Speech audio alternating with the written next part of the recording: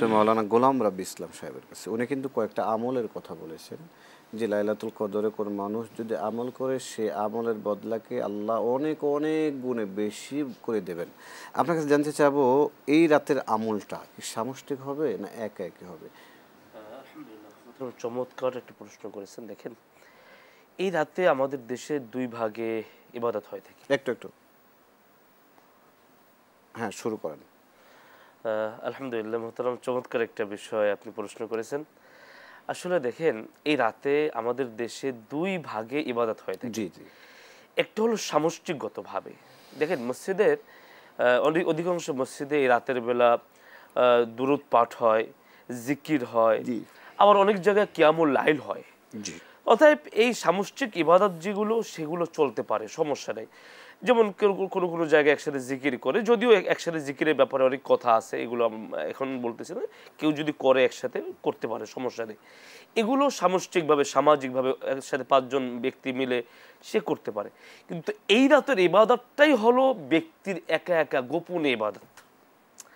এই রাতের বেলা মোহতারাম চমৎকার একটা বিষয় উল্লেখ করেছিলেন যে এই রাতের উদ্দেশ্য হলো আল্লাহ তাআলার পক্ষ থেকে বান্দা ক্ষমা পাওয়ার রাত। জি যেই বান্দা আল্লাহ তাআলার পক্ষ থেকে ক্ষমা চাবে, তার কথাগুলো বাক্যগুলো এমনভাবে হওয়া উচিত সে ১০ জন ব্যক্তির সাথে এই কথাগুলো সে উচ্চারণ করতে পারবে না।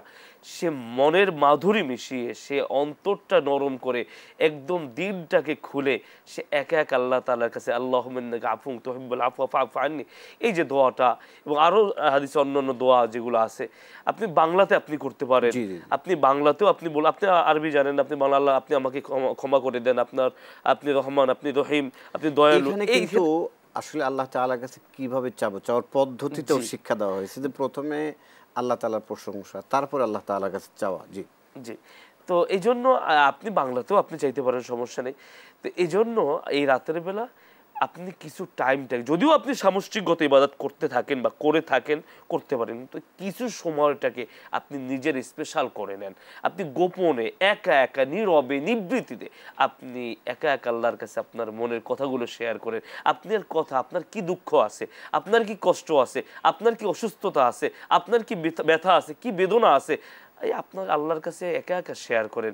আপনি যদি একা একা শেয়ার করতে পারেন, তাহলে একটু কেমন জানি, জি আমি জি একা একা শেয়ার করলে একটু মজাটা, আনন্দটা একটু বেশি হয়। প্রিয়তমার সাথে, প্রিয়জনের সাথে যখন গোপনে কথা বলা হয়, তখন কথাগুলো আর সবার সামনের কথাগুলো এক হয় না। জি জি অর্থাৎ গোপনে আল্লাহর সাথে যে সম্পর্কটা, যে প্রেম ভালোবাসাটা আপনি করতে পারবেন, এটা সবার সামনে আপনি পারবেন না।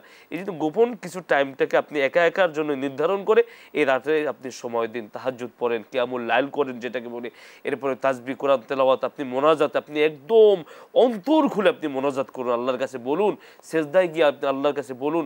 আপনি আরবি না পারলে আপনি বাংলায় বলুন।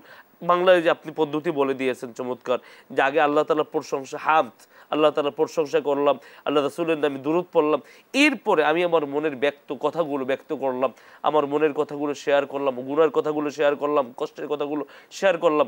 এই শেয়ারের মাধ্যমে আল্লাহ রাব্বুল আলামিন যদি ওই রাতের বেলা আমার দোয়াকে কবুল করে নেন, তাহলে আমি লাকি, আমি সফল। আল্লাহ তাআলা এটাই তো বলছেন, কদ আফলাহাল মুমিনুন, জি মুমিনরাই তো, ঈমানদাররাই তো সফল হয়ে গেছে। আর ঈমানদার আপনি রাতের বেলা আপনার হওয়ার অন্যতম একটা মাধ্যম আল্লাহ রাব্বুল আলামিন আপনাকে দিয়েছেন।